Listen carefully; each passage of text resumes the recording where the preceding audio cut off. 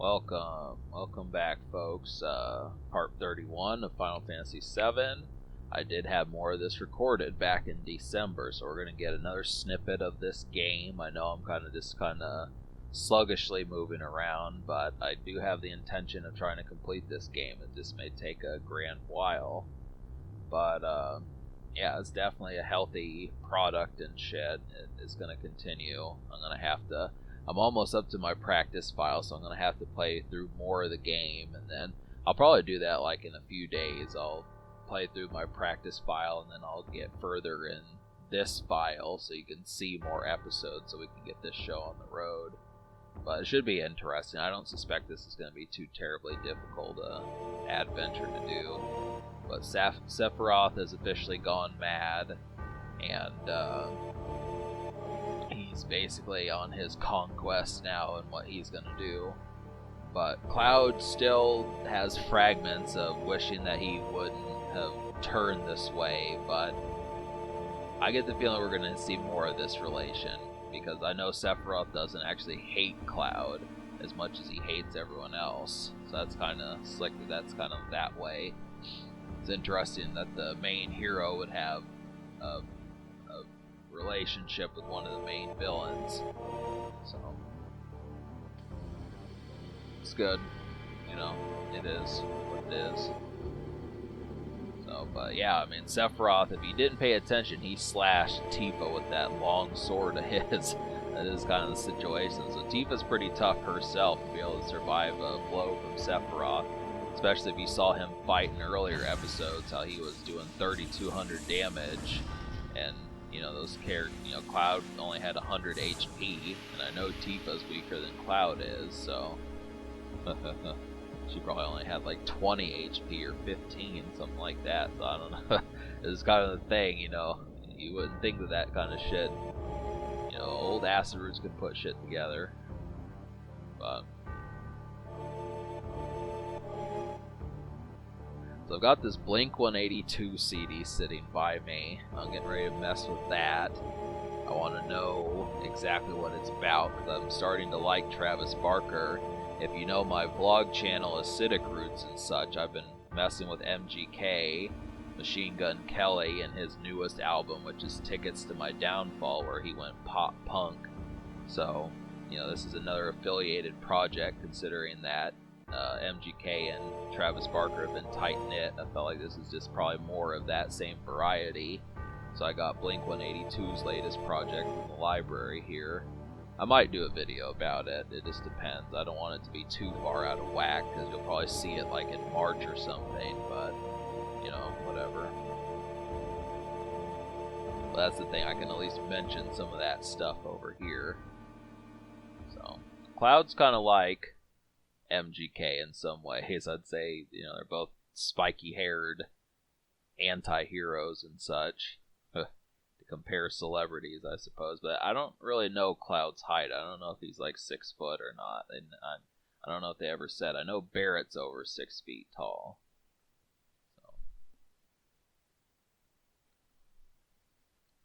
But yeah, I mean, they're just going to town with this Final Fantasy VII Remake, and I'm glad, because that's probably one of the definitive games for the PS4 and PS5 now, is just to kind of talk about that. I'm not going to argue. I mean, originally I kind of said that, doing 3 separate games, but that basically just means you're getting 3 video games about Final Fantasy VII, so you might as well, as opposed to just having one game and then getting bored with it and trading it in. It's like you get 3 brand new video games. I mean, Final Fantasy never does that. That's kind of the thing. They never are kind of like, once the game, after you defeat the Final Fantasy game, that's it for the whole world. The whole world that they've created gets wrapped up in that one game. So it feels good to kind of look back on some of those dudes, see what happened to like Locke from Final Fantasy VI, and Squall from Final Fantasy VIII, and Zidane from Final Fantasy IX,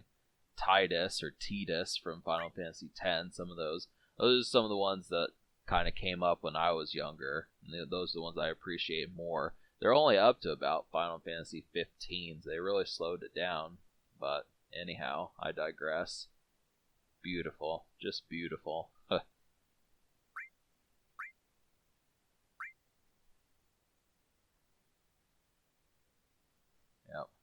The Barrett's kind of the most detached one. I mean, he still kind of has his Avalanche setting in mind, but that's alright because I like Avalanche. I like that crew that we saw at the beginning of the game. Biggs, Wedge, and Jesse. They were pretty slick. Huh. So, it was decent being Renegades for a short while. But things kind of become more of like a family affair as time goes along. So Cloud has to decide between Tifa or Eris. Some cases he probably gets them both, but you get the idea. So, but then there's actually more characters that we haven't seen yet, and then you can't forget about Red 13 over there. So, what a fascinating story. But yeah, now we actually get to explore the town. This whole thing we've been doing is this Cloud's flashback. So now we get to explore basically the first town that's not in Midgar. So we might as well do it. I mean, I'm going to talk to most of these characters that are available and such. I may not know the secrets, but I'm at least going to talk to like all the NPCs and such. So it's the point of an RPG.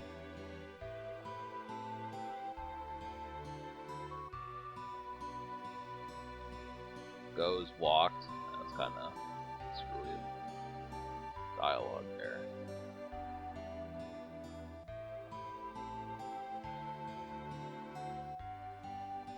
No, I don't need tutorials. Huh.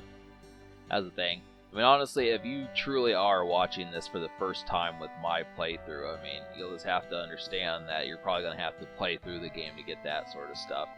I want to show like the intended just talking to everybody. I mean, it's going to be a pretty cohesive type stuff, but you have to understand that this is quite the large game. I mean, this could take pretty much over 80 or 100 hours to see everything in this game, all 3 discs. And this is just the PS1 game. Imagine the PS4 stuff, you know. But, you know, people have probably been watching those all last year. I mean, that's the thing. It was a big deal back in 2020. It's going to be a big deal this year if the rest of those come out, but I don't care. We don't. Not everything has to be brand spanking new, so.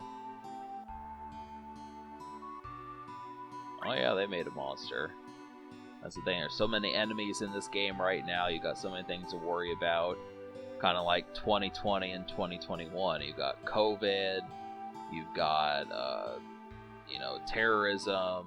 You've got all this other crap, the variants, you know, for the United States, we had the election controversies and the Capitol and the riots on the Capitol, so there's all sorts of shit, you know. It's general vernacular here. The second impeachment of Trump and that sort of shit. So.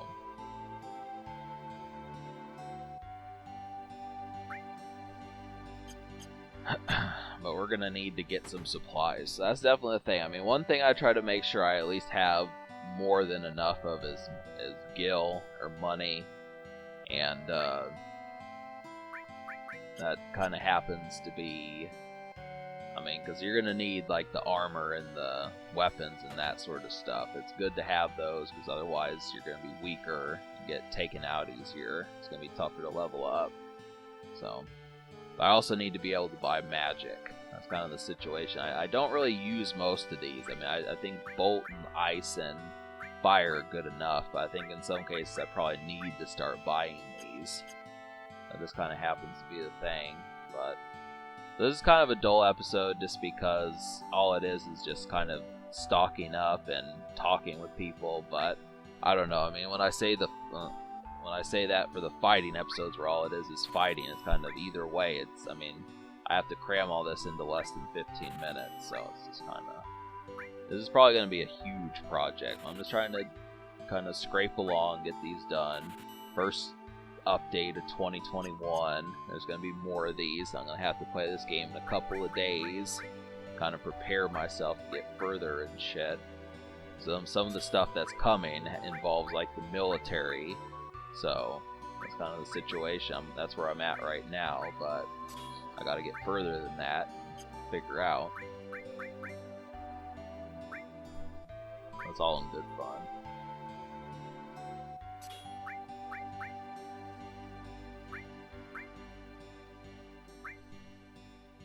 Yeah, I'm gonna have to get done with Disc 1. It's just kind of the situation. It's just me trying to talk about getting done with Disc 1 already. I feel like all this stuff is enough, you know. That was a game. That's a video game in itself. Just Disc 1 stuff. So it kind of depends on what's gonna happen.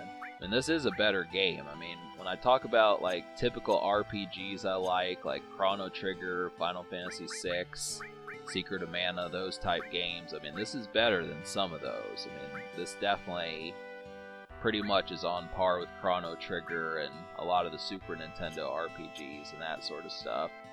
So it's better than those, just because it's in 3D and the characters are slicker and more edgy and that sort of stuff. So it definitely has like a degree of like style to it, which, you know, the older games were just very stark and staticky, but they just offer more personality. I mean, I don't know if it's implied that Cloud and Tifa actually hook up, or Cloud and Aeris actually hook up in this, but I think you get the idea as the adventure goes along that they probably sneak their way into Cloud's bedroom. So it doesn't make sense that these characters are not hooking up, you know, throughout the adventure. I mean, just the way that they talk, there's no way that they are just I forget, you know, pure the whole way through. So that's just kind of, I don't take it as such, you know, it's kind of the thing. So, but I mean, yeah, Cloud is 21, I think Tifa is 21, I think Aeris is 21, Barrett's a father, so you get the idea here. But, you know, obviously with this game being rated T, but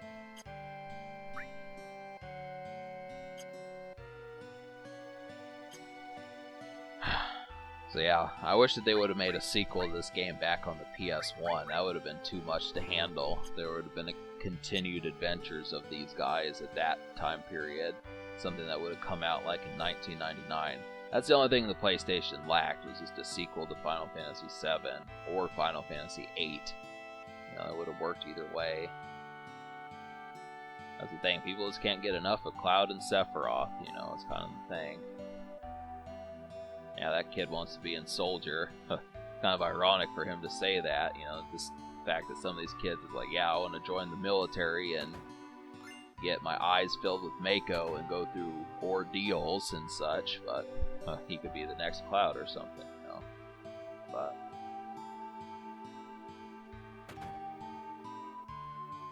so I'm just trying to check some of these homes because you do get some stuff here, and I think in some cases, I don't know if it's like Final Fantasy VI where you get better prizes later on if you don't mess with them, but I'm just going to kind of get some of them. So.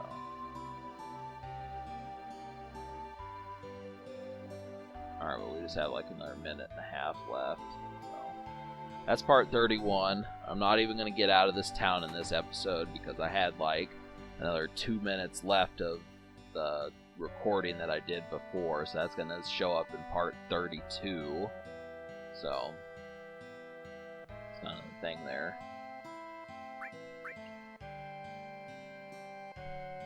But yeah, I'm not looking forward to like the Condor stuff. I'm probably not gonna do some of the mini games. If you know this game and you're hoping that I'm gonna just unlock everything, I'm not. I'm probably not gonna do a lot of the mini games, even if they get some good weapons. I'm just gonna have to say, I mean, to me, trying to understand some of these mini games is tougher than playing through the actual game. I know I can beat this game. It's just the mini games, like the card games and that sort of stuff, that get kind of annoying. The same thing with Final Fantasy IX. So I'm probably gonna just lose those fights and then fight the boss accordingly, and then get the power-ups anyways. So I'm not HC Bailey, and I'm not, you know, some of these RPG pros out there, but it's going to be like more of a casual type thing. Alright, so subscribe for more fun. Thanks for watching. Have a wonderful night. And so on.